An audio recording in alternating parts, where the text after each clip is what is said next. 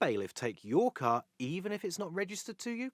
Let's look at this and see when a bailiff can take your car, what you can do to prevent it, and some debt solutions that are available here in the UK. Can bailiffs take a car that doesn't belong to me?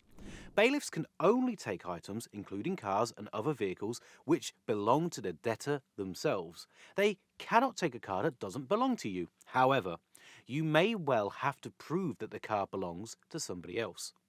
The vehicle could belong to your parent, partner, child, flatmate, whoever, but if the vehicle in question is on your property or the public road, bailiffs may well try to take it. Therefore, when expecting a visit from a bailiff, it's important to have the paperwork ready to prove that the vehicle isn't yours. Beware, however, simply producing a V5 document for the car in somebody else's name is not sufficient to prove who owns the vehicle. To understand this, it's really important to understand the difference between a vehicle being registered to you and a vehicle being owned by you. A vehicle's V5 registration certificate, commonly referred to as its logbook, is what's used to inform the DVLA who is the registered keeper of the vehicle and who is therefore legally responsible for it. The various sections of the V5 can be used to transfer that responsibility to another individual or a company. However, as it states in big letters right on the front of the form, this document is not proof of ownership. The DVLA keeps no record of who actually owns the vehicle, only who is currently legally responsible for it. The individual on the V5 is legally responsible for seeing that the vehicle is taxed, insured and roadworthy, but that responsibility does not make them the actual owner of the vehicle. For instance, a car on hire purchase agreement or finance is not legally your property whilst you're still making those payments, even though you'll likely be the registered keeper on the V5 and legally responsible for the vehicle during that time. So can bailiffs take a car not registered to me? The simple answer is yes. Bailiffs will take your car even if you're not the vehicle's registered keeper on the V5 document. Simply having the V5 in a friend or family member's name may not be enough to prevent the bailiff from taking it. You will need to prove that it's their legal property as well. Can I give a car away to a friend or a family member? When facing bailiff action, it might be tempting to give your car to a friend or a family member temporarily, perhaps even going so far as to make up a receipt showing that they're the new owner.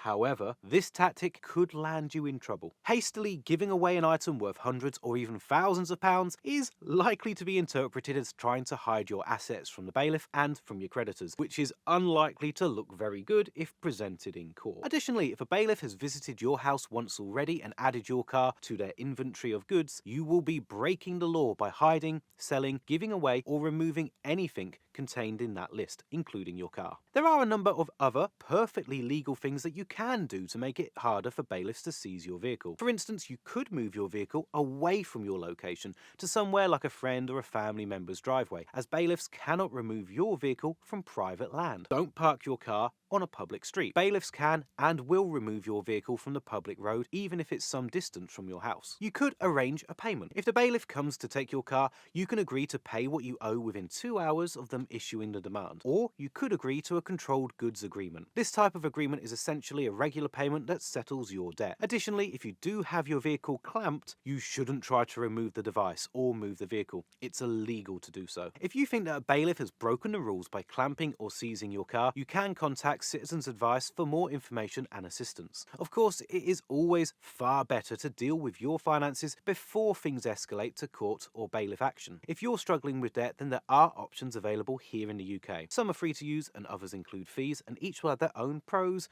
and cons. If you want to learn more about the solutions available, then we've created a really great form that you might be interested in checking out. Click the link in the description to get started and answer a few multiple choice questions like the total amount of your debt, how many people you owe, your living situation, and we'll connect you with one of our trusted partners so that you can find out more and start taking steps towards improving your financial situation.